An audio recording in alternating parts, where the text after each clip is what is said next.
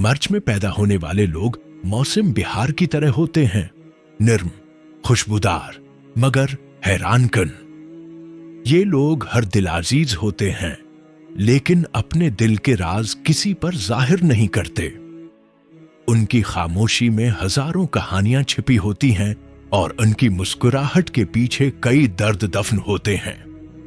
मार्च के लोग ख्वाब देखने वाले होते हैं और इन ख्वाबों को हकीकत में बदलने का हुनर भी रखते हैं। उनकी वफादारी वक्त आजमाती है और जब साबित हो जाए तो ये रिश्ते निभाने में बेमिसाल होते हैं। ये लोग बज़ाहिर मजबूत दिखाई देते हैं, लेकिन अंदर से बहुत नाजुक होते हैं।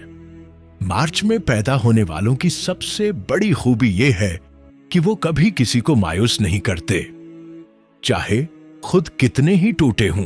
मार्च के लोग बोलते कम हैं, मगर उनके अमल दुनिया बदल सकते हैं।